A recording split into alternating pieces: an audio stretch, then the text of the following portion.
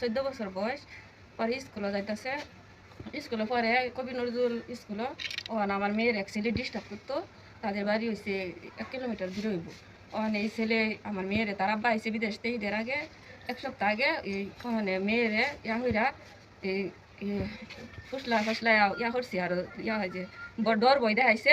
ছবি তুলছি মনে কীভাবে একটা ছবি তোলার পরে ওখানে এই ছবি দেখায় তারে করছে, কইতাছে তুই যদি না যাস আঙ্গল লগে তাহলে এই ছবি ছাড়া দেন ফেসবুকে, এরকম করবো। পরে বই দেখায় আমার মনে যে কোনোভাবে আমার মেয়েরে এই টাকা সহ 2 লাখ টাকা আর একটা আইফোন আর হয়েছে গয়না আসিন 1.5 ভরি 2 ভরি মতন হইব, এগুলা লইয়া আমার মেয়েরে লয়ে গেছে গা।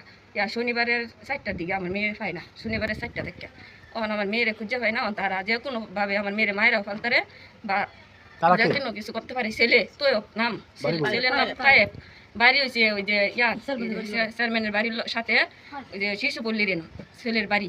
পরে খোঁজ পাইছি আর কি, আগে তো কিছু জানতাম না, অনেক খোঁজ খবর সব পাইছি। এই বিষয়ে থানাত অভিযোগ করছি। তারপরে আগে অনেক হাত পাও ধরছি জানি না এরা যে আমার মেয়ের আইনে দেন, আপনারা কোনো কিছু করি না, যে যা করার পরে আনুন আগে। তারা কিন্তু মেয়েরে আনে না, তারা বলে আমরা জানি না, এরকম আরো আমরা ট্রিটমেন্ট দিছে, বই দেখাইতেছে আর বই দেখাইতেছে।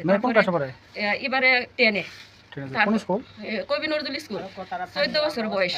তারা স্থানীয়, আর আমরা গোপরগাঁওতে আইনো জায়গা কিনা বাড়ি।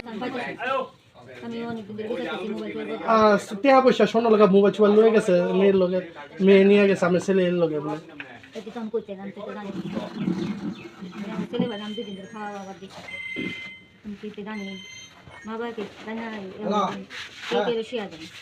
আমার ছেলে এখন কোথায় আছে? কখন থেকে? আমরা দেখি, শুনি, জানি আর বলি নির্ভয়ে সত্যের বাণী। আপনি আমাদের প্রেরণা, আপনি পিপল টকের শক্তি। ধন্যবাদ আমাদের সাথে থাকার জন্য।